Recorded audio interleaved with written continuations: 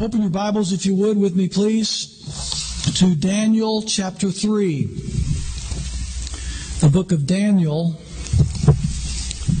chapter 3.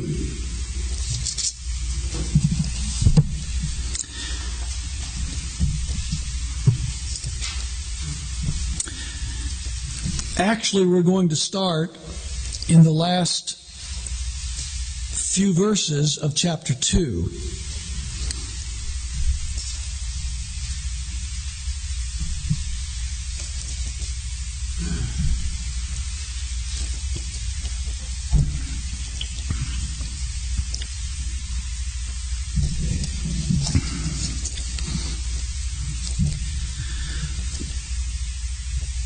All right, let's start out by standing together and read chapter 2, verses 47, 48, and 49, the last three verses of this chapter. Then the king Nebuchadnezzar fell upon his face and worshipped Daniel and commanded that they should offer an oblation and sweet odors unto him. The king answered unto Daniel and said, Of a truth it is that your God is a God of gods and a Lord of kings and a revealer of secrets, seeing thou couldest reveal this secret. Then the king made Daniel a great man and gave him many great gifts and made him ruler over the whole province of Babylon and chief of the governors over all the wise men of Babylon.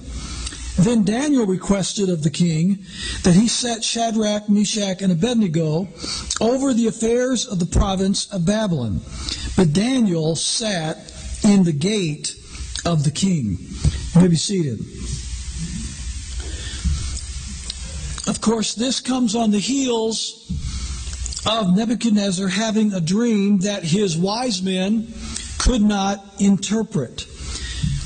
God revealed to Daniel the interpretation of the dream. Daniel told the king the interpretation, and the events that we just read about took place after Daniel had revealed the meaning of the dream to King Nebuchadnezzar. Daniel was advanced to a place of authority just beneath the king himself. Very similar to the story of Joseph, when Joseph revealed the dreams to Pharaoh. He likewise was given a position just beneath the position of Pharaoh. So too, Daniel here is given a position just beneath King Nebuchadnezzar himself. Daniel requests that his three friends, Shadrach, Meshach, and Abednego, be given similar authority over the province of Babylon. The king granted this request.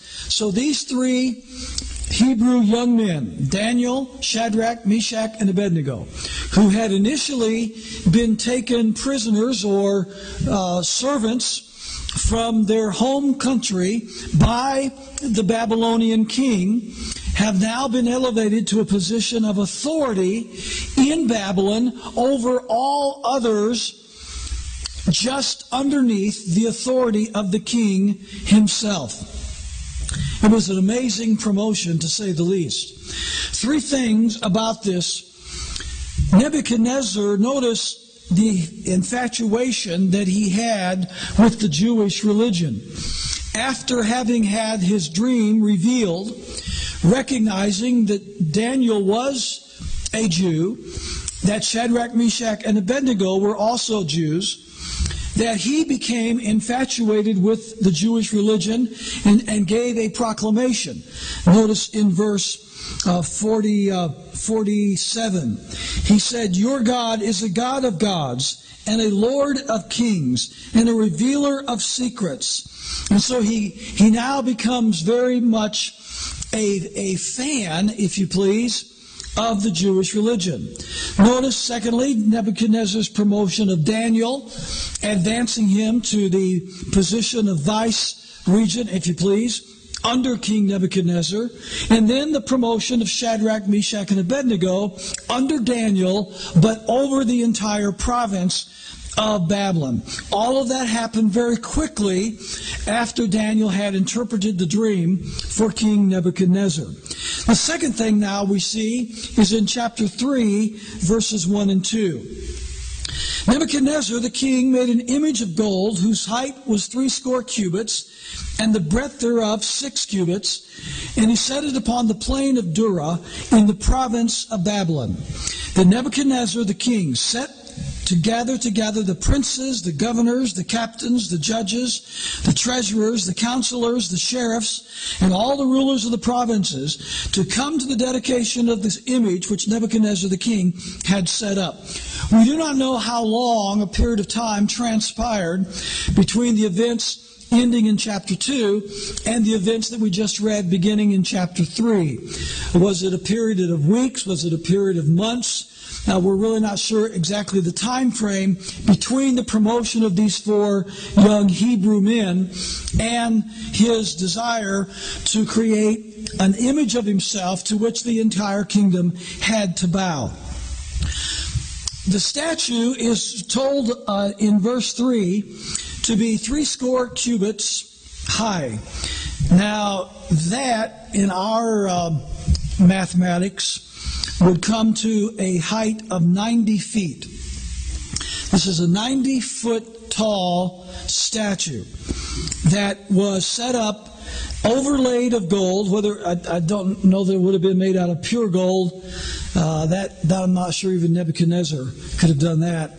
But it was definitely overlaid with gold, a 90-foot tall statue of the king himself, to which everyone in the kingdom, including the officers, were commanded to bow before. So we have the statue now being unveiled to the kingdom, and the command that everyone bow to its image. Now, here we have an example, even in a monarchical form of government, of the tyranny of a national state to subjugate all authority under its power. Now, notice very carefully in verse 2 the specific spheres of authority that are identified. Don't lose sight of this. There are 7 different spheres of authority that are listed. And each of these is required by the king to pay homage and submission to the national state. First of all, notice he identifies the executives, which would be the princes and the governors. There would have been different categories of executives, whether it would have been over a region, over a province. If you were to equate that to our form of government today, it would be very similar to, say, a governor, who is the chief executive officer of a state, a mayor, who is the executive officer of a town, county administrator, perhaps, who would be the executive of a county government. So this would be the tantamount to the executive branch of government at the local and state level. So all of these are required to bow to the image of the national government. Secondly, he identifies the captains. Who are the captains? The captains are the military commanders. They are the military leaders. So he brings the executives, he brings the military leaders. Thirdly, he says the judges. These are the men, of course, as self-identified. These are the men that will sit at the seat of the court and will render judgment according to law. The judges are now being required to pay homage and servitude to the king. Now, the next is the treasurers. Those are the bankers. They also are likewise required to bow before the image of the king. Next, the counselors, the lawyers. These would be all the lawyers. The judges, of course, would be lawyers who have been elevated to a position of judgeship. But now all the attorneys of the country as well are required to now pay homage and bow before the image of the king. Under that, the sheriffs.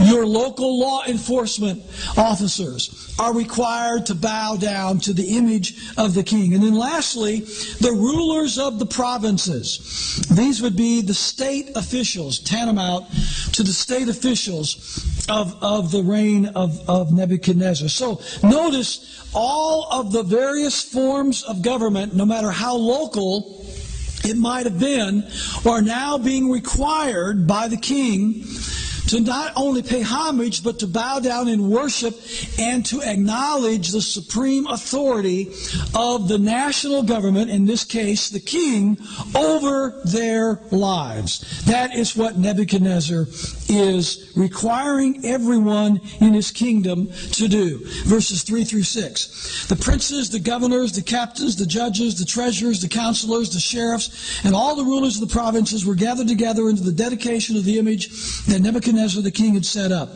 And they stood before the image that Nebuchadnezzar had set up.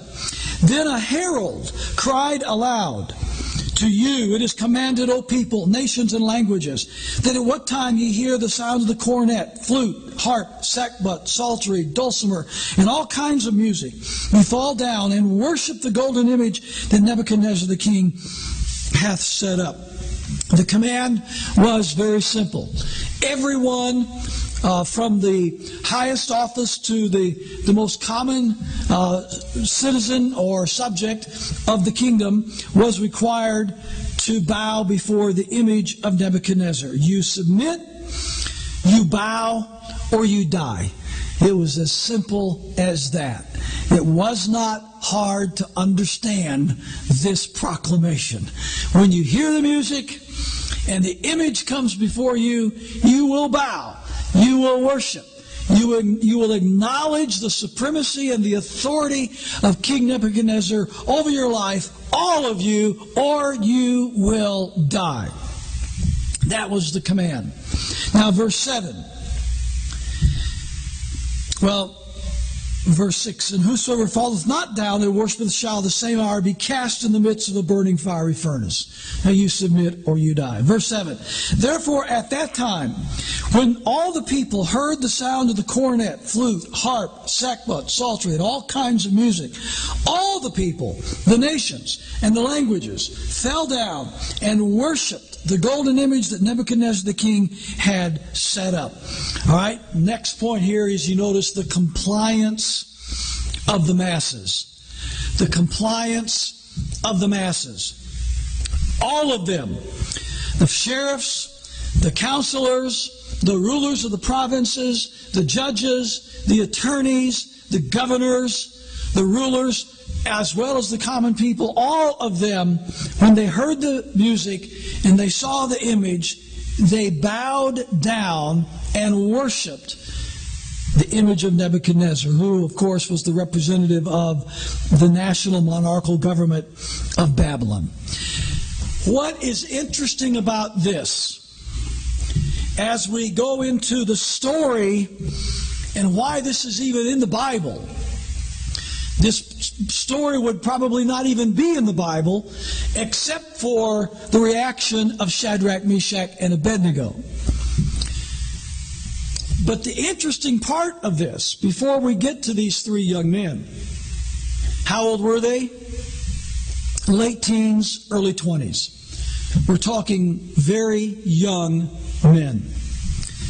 But before we get to them, notice in verse 7 that everybody, all the languages, all the governors, all the sheriffs, everybody bowed down and worshiped, including whom?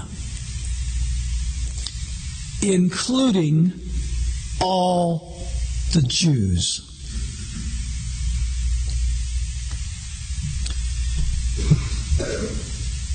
Including all the Jews.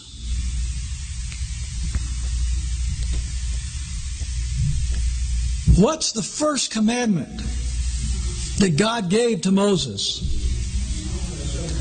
Thou shalt have no other gods before me. Thou shalt not bow down thyself to them, to any graven image. What in the world were these Jews doing, bowing down to the image of Nebuchadnezzar? Did they know better? Yes.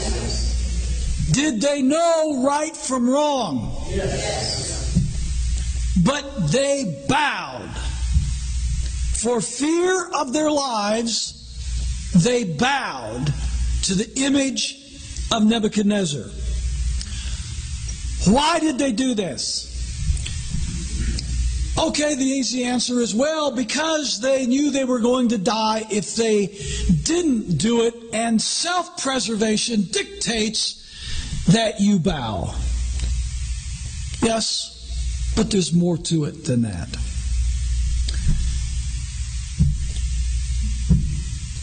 Remember what Patrick Henry said? Before tyrants can put the shackles around your neck, they must first put it around your heart. Death itself is not a strong enough motivation to keep a committed, freedom-loving man from doing right. If you don't believe that, go read about Bunker Hill. If you don't believe that, go read about Lexington Green.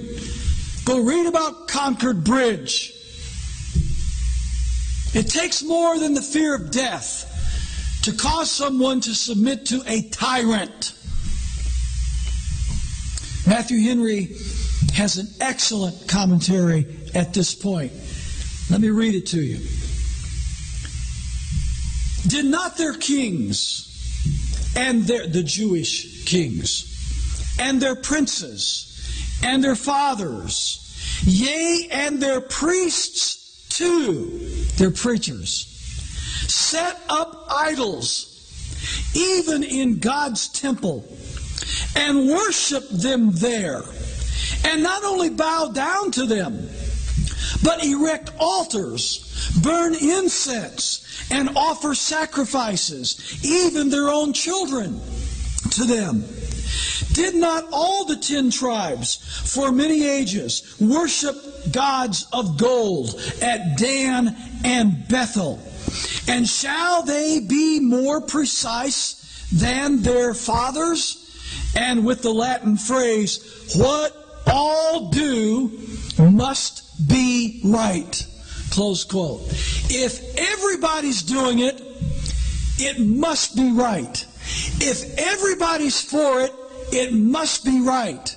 If it's politically correct, it must be right. In other words, the Jewish people had been sacrificing to idols and had been worshiping idols and had given their hearts to idols a long time before Nebuchadnezzar ever arrived on the scene.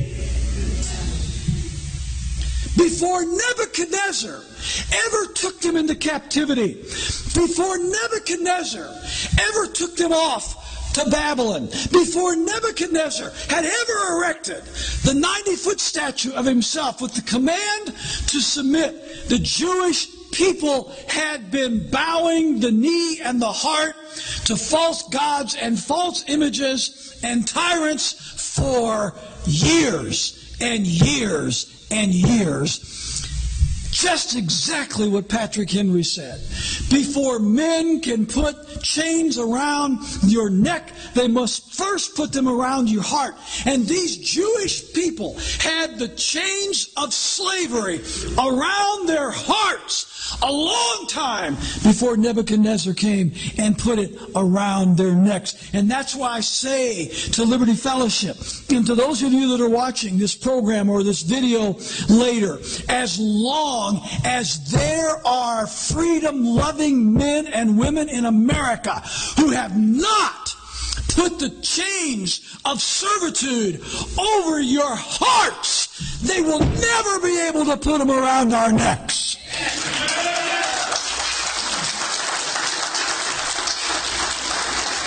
It's when you surrender your heart to servitude, when you surrender your heart to tyranny, when you surrender your heart to political correctness and to going along with the crowd, and right makes right, and if it's popular, it must be right, only then can the tyrant prevail over you. They all submitted. They all bowed, including the Jews. But notice verses 8 through 12. Wherefore at that time certain Chaldeans came near and accused the Jews. They spake and said to the king Nebuchadnezzar, O king, live forever.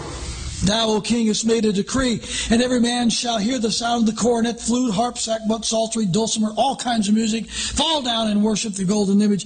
And whoso falleth not down and worshipeth, that shall be cast into the midst of a burning fiery furnace. There are, notice the key word, certain Jews.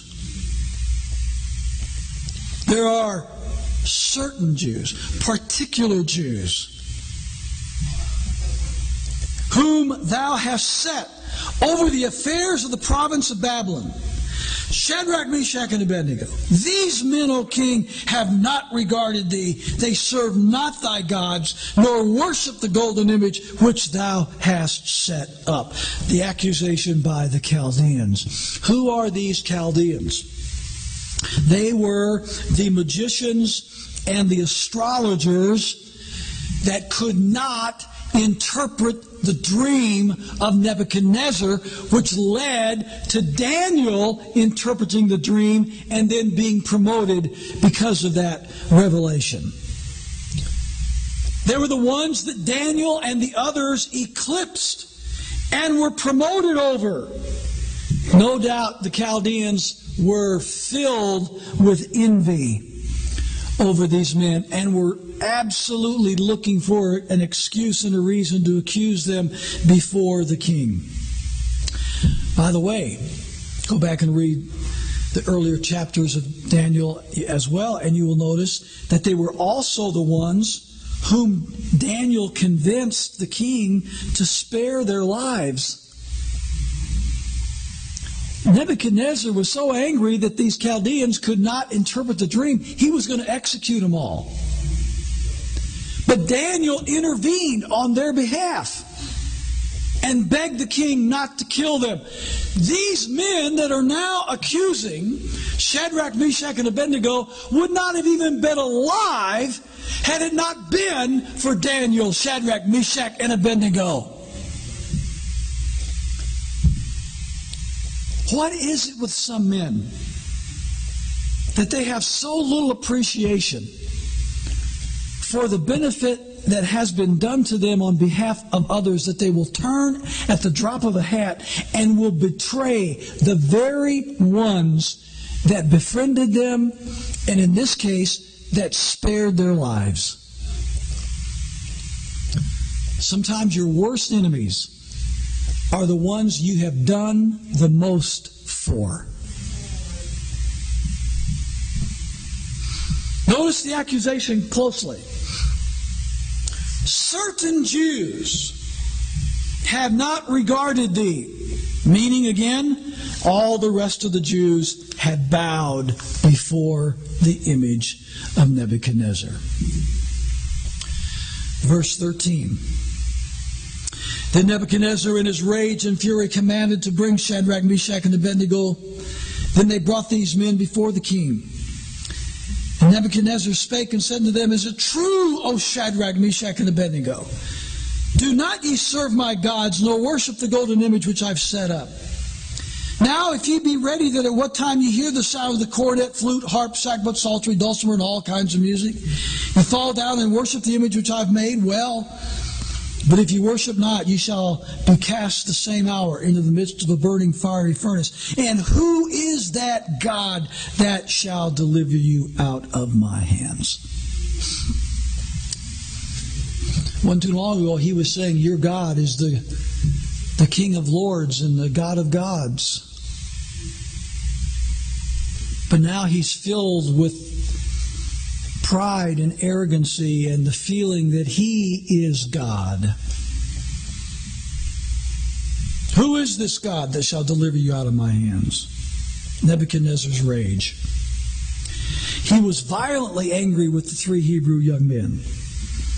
But he also respected them enough, don't miss this, that he was willing to give them another chance to bow.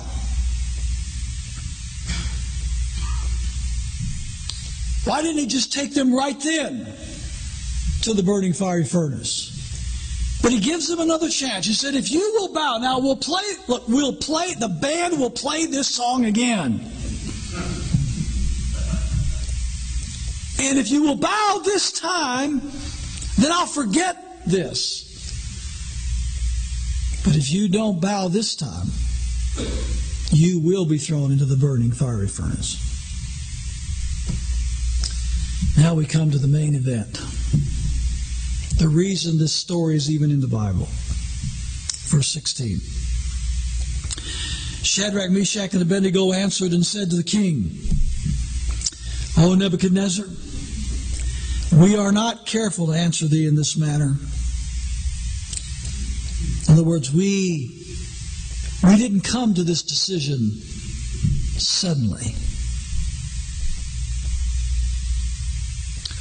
This decision was made before the band ever played.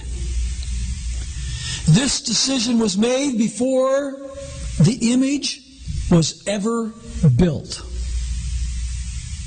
This decision has been made in our hearts for a long time. When we talked about Jonas Clark and the Minutemen at Lexington Green, they didn't make that decision in the early morning hours of April 19, 1775.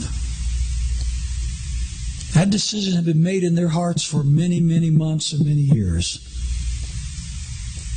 So too it was with these 3 men.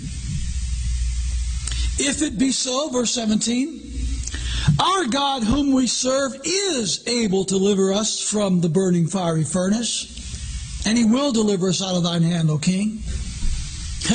If our God wants to deliver us from your furnace of fire, he can do it, Nebuchadnezzar. Verse 18, but if not, be it known unto thee, O king, that we will not serve thy gods, nor worship the golden image which thou hast set up.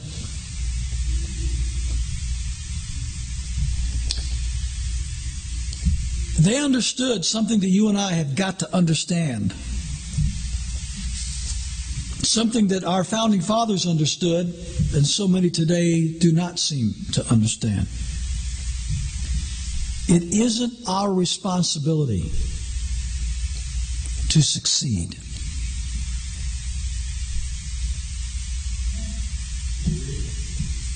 It isn't our responsibility to be victorious.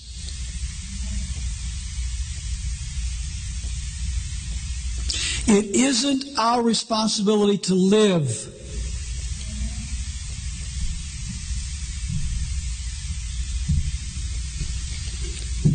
Their responsibility was not to be delivered.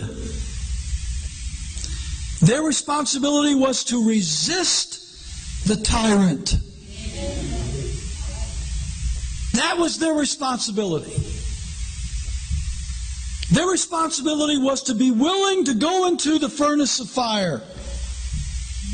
Deliverance, should it come, was God's responsibility. John Quincy Adams, my favorite quote, duty is ours, results are God's. We have a responsibility to do our duty. It is God's responsibility whether he chooses to make us victorious. It is God's responsibility whether he chooses us to live, whether he chooses us to prevail. It is God's responsibility with the outcome of the stand that we take for what is right. Our responsibility is simply to do what is right. One of my favorite movies is a Robert Duvall, Kevin Costner Western called Open Range. It's a great one. It's a great one. It's a classic story of men of honor and integrity fighting a vindictive, vicious, violent land baron who owns the local marshal and sheriff in the town. He owns most of the town and land and property. He is the tyrant who uses the local authorities to exert his will over the citizenry of that community. And Robert Duvall and Kevin Costner are driving cattle through, and they happen to come across this property in this town. They run into these fellows, and there's bloodshed and murder. And now Kevin Costner and Robert Duvall's characters come into the town for justice. They find that the entire town is paralyzed with fear due to the powerful will that is being exerted through these local law enforcement people over the citizenry. Shopkeepers and the people that work in the village and town, the people, the blacksmith and the ranchers and everyone who's there are afraid to confront the tyrant. And Robert Duvall and Kevin Costner are in the bar/restaurant. And the confrontation is beginning, and it's beginning to escalate, getting a little bit more severe each time. Showdown is coming. And they look at some of the townspeople after having an engagement with the local marshal and standing their ground and standing him down. And the father of a couple of the grown young men, looked like in their early 20s, that were working there in the town, he said, "I did not raise my sons just to die at the hands of this marshal."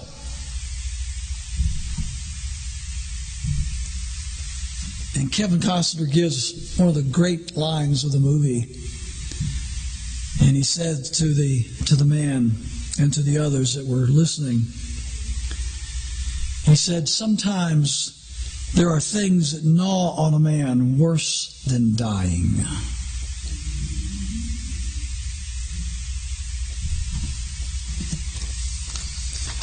By the way, that movie has in my rating system, it has the very best Western shootout of any movie ever made in Hollywood history. It's the greatest shootout of all. There are things that gnaw at a man worse than dying.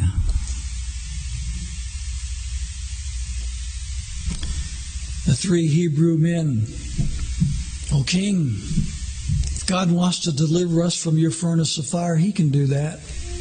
But if he doesn't, we're never going to bow to your image and your authority." So guess what happened? Nebuchadnezzar said, "Oh, that's okay, you guys, I understand. You guys are nice fellows. Just have a nice day. Forget it." Nope. Verse 24. Then Nebuchadnezzar the king was astonished.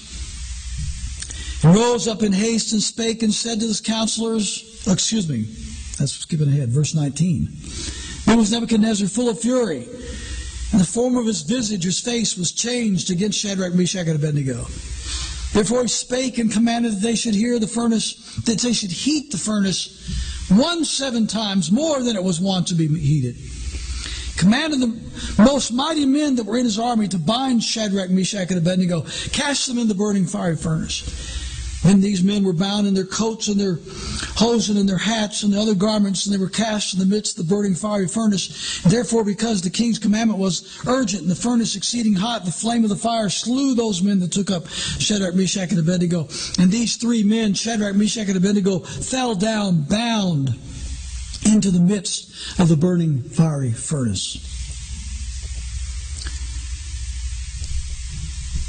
Never underestimate the power of the state to inflict pain and punishment upon those who refuse to recognize the supremacy of their power and position. Let me say that again. Never underestimate the power of the state to inflict pain and punishment upon those who refuse to recognize the supremacy of their power and their position.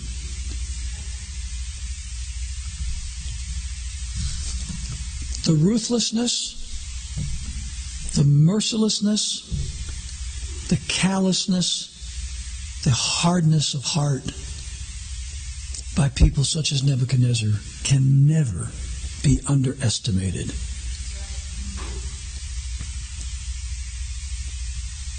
Men like this care not for you, your welfare, your well-being, your health, your life. Care not for your family, your children, your belongings, your home, your property. Men like this care nothing about anything except the advancement and the security of their own power.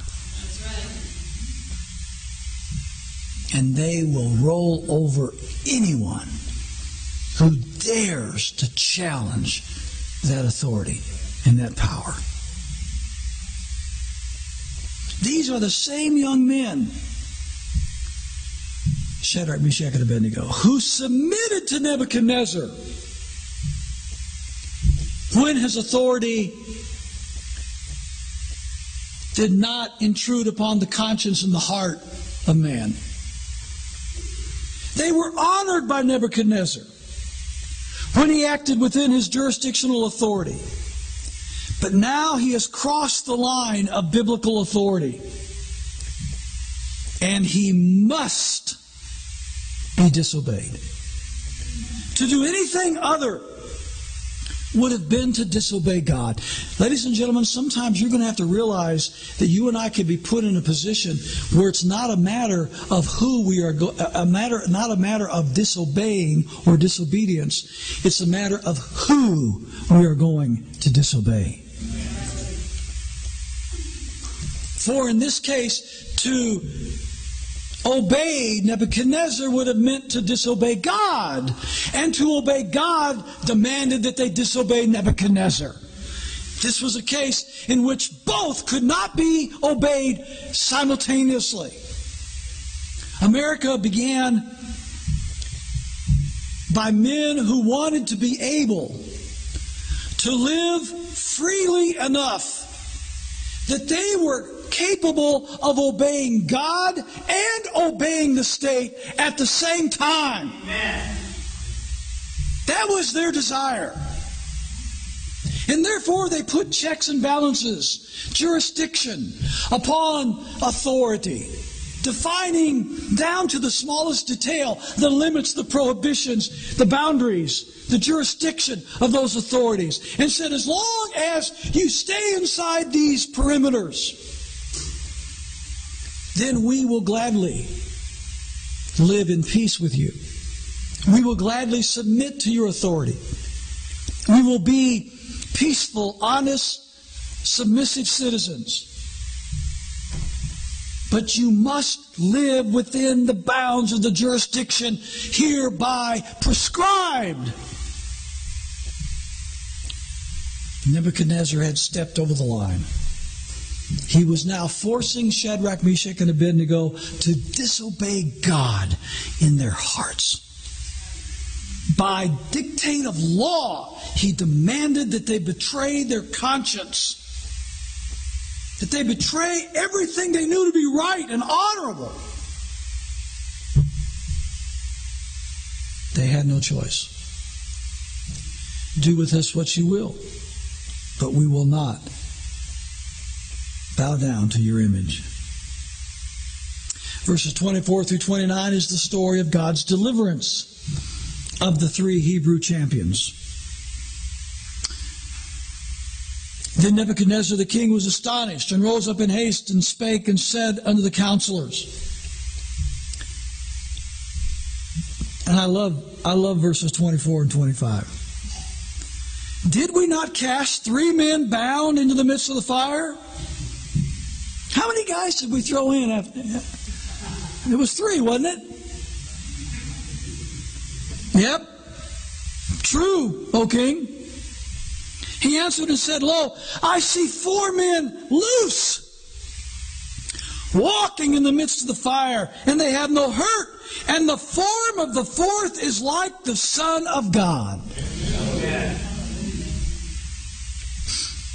I see 4 men loose, and the 4th is like the Son of God.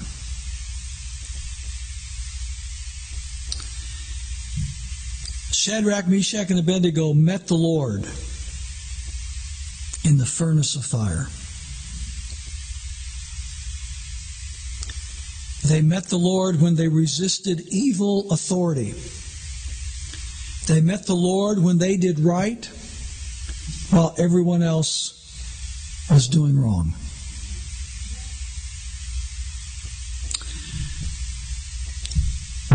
You're not going to meet the Lord waving your hands with 1,000 other people in a church sanctuary.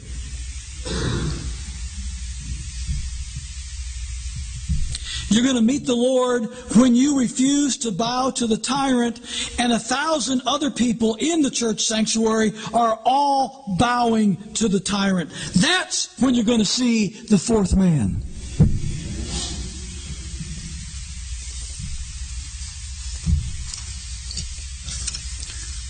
Where did Joshua meet the Lord? On the field of battle. On the eve of battle. Where did Moses meet the Lord? In the wilderness by a burning bush after he had defied Egyptian tyranny by killing an Egyptian taskmaster who was beating to death a Hebrew slave. Where did Gideon meet the Lord? In a threshing floor as he was winnowing his grain in defiance of evil authority. Where did Elijah meet the Lord? On top of Mount Carmel, facing off against 850 false prophets of Baal. Where did David meet the Lord? Facing a bear and a lion and the giant Goliath on the field of battle. Where did Stephen meet the Lord? When religious Pharisees, zealots, and tyrants were stoning him to death. And where did the Lord Jesus meet us? Where did Jesus meet us? On a cross. Most Christians today are looking to meet the Lord in a heated or air-conditioned church sanctuary with padded pews and ornate windows, with an orchestra playing and a choir singing and fried chicken waiting for them after the service. But that's not where you're going to meet the Lord. When you resist the religious Pharisees who are trying to intimidate and coerce you into submitting to their legalism and tyranny, then you will see the 4th man. When you resist the power establishment that demands that you accept their politically correct philosophies and ideologies, then you will see the 4th man. When you refuse to be bought, bribed, or bullied by the good old boy network that seeks to control you, then you will see the 4th man. When you resist your family and friends who try to shame you into abandoning the principles of liberty and freedom that God Himself has planted in your heart, then you will see the 4th man. When you are threatened and persecuted and you say, I must obey God rather than men, then you will see the 4th man.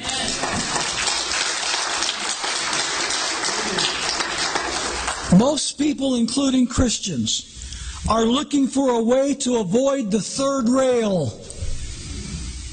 But true Christians are looking for a way to see the fourth man.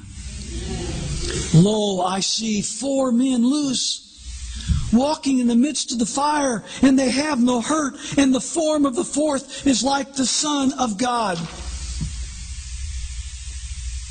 And if you don't see him,